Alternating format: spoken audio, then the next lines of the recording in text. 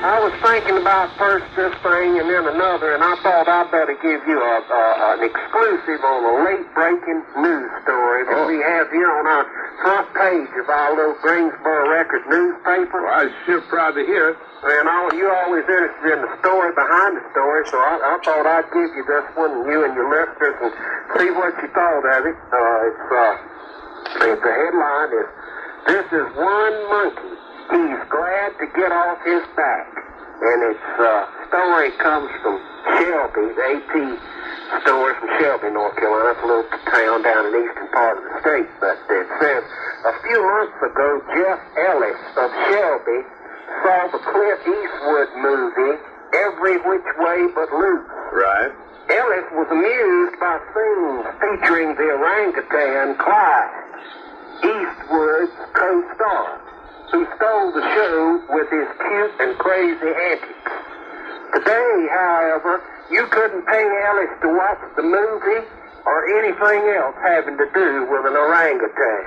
That's because Ellis recently bought an orangutan for a pet, and it really did turn him every which way but loose. Quote, "It tried to kill me," Ellis says of the orangutan, and he has teeth wounds up and down both legs and on his arms to prove it. Ellis says he spotted the orangutan in a pet store while shopping with his girlfriend a couple of weeks ago. He was named Rocky.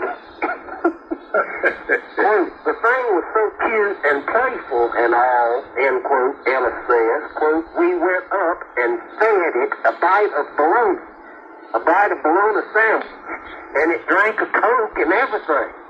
I asked the owner what he wanted for it. He told me, and I told him to hold it.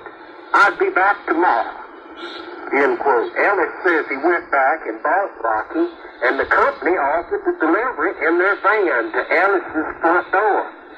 Quote, "When the guy drove up in the van and the thing jumped out," and he said, quote, "when the guy drove up in the van, the thing jumped out, and he goes up a tree," Ellis says. After the van left, Ellis says he finally got Rocky down from the tree. After taking him in the house, Rocky suddenly attacked, and all-out fight ensued. Ellis isn't frail.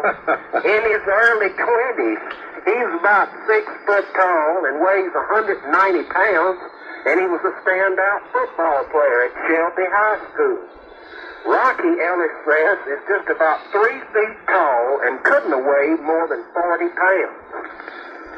Don't get me wrong, Ellis says. At first, I fought him back. After he bit me a couple times, I hit him upside the face with my fist.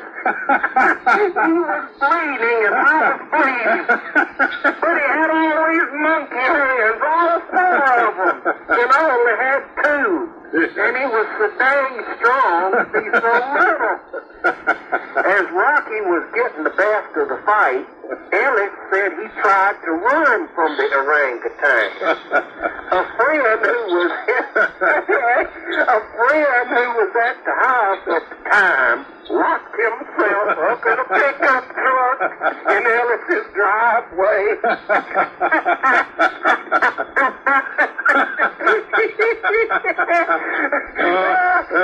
It ran out the back door.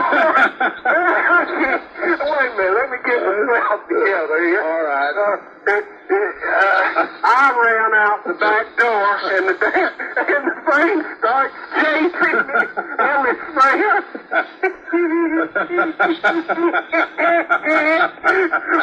That's funny. Rocky chased Ellis down the backyard into the woods.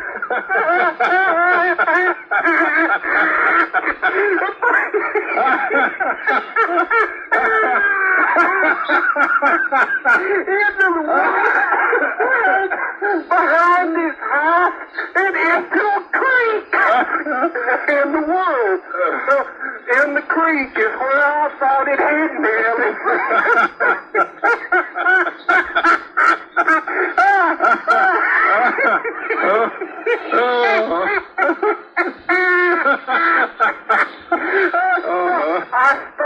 smiling up to my knees in mud. Luckily, though, Rocky stopped and returned back up the hill.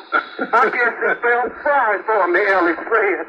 While trying to free himself from the mud around the creek, Ellis said, he realized he had to capture the orangutan soon, since children would be getting off the bus near his house. Oh, that's right.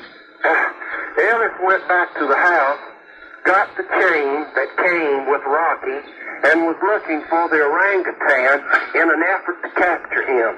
That's when Rocky went on the rampage again. This time, the ape chased Ellis down Hampton Street.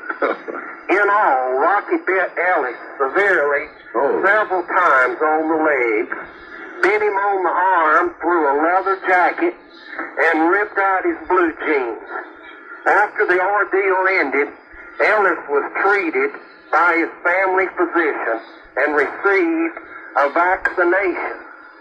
After escaping from Rocky the second time, Ellis says he called the pet store and told them to retrieve the orangutan. The pet store in turn called Rocky's former owner, a lady in Hickory, North Carolina, whose husband had sold her pet to the store, according to Ellis.